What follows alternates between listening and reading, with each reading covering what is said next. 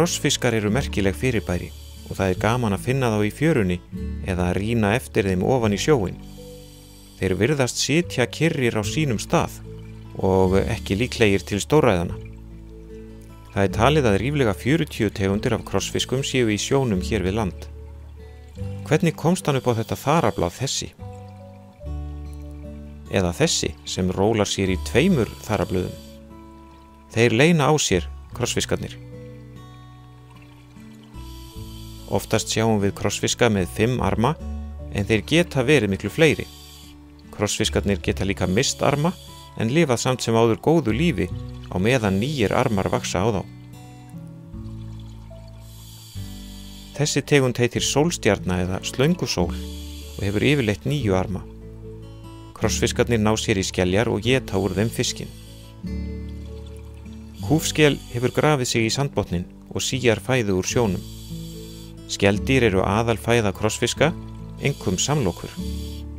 Þeir festa sófæturna við báða skeljahelmingana og toga samlokuna smám saman í sundur. Átakið er ekki mikið, en að lokum þreytist samlokan, fer að skorta súrefni og opnast. Krossfiskurinn hvolfir þá maganum inn í samlokuna og tekur að melta skelfiskinn utanfrá. Krossfiskar hafa 2 maga, annan til að melta fæðuna, en hinum maganum skjóta þeir út til að umlykja og lama bráðina. Þetta er stórkrossi, algengasti krossfiskurinn hér við land, að éta kúfskel. Fiskur kúfskeljarinnar er mun stærri en munnur krossfisksins, en með því að skjóta út maganum og leysa upp bráðina getur krossfiskurinn sogið hana í sig og lokið við að melta hana.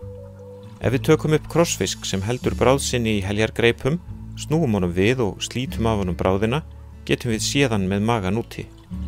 Krossfiskur er mögnuð meltingarmaskína, því auk magana tveggja eru meltingarkirtlar á sófótunum líka. Það er ótrúlegt að sjá hversu langt krossfiskarnir geta mjakað sér þótt þeir virðist ekki hreyfa sig mikið. Eins og önnur skrápdýr hafa krossfiskarnir sjóæðakerfi sem þeir nota til að hreyfa sig. Krossfiskurinn tekur inn vatn svokallaðar sáldflögur á skrápnum ofanverðum.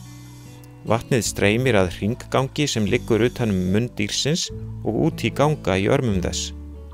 Vöðvaríkir belgir þrýsta vatninu út í sófæturna sem dragast saman og víkka út sitt á hvað og þannig hreyfir krossfiskurinn sig hægt og rólega.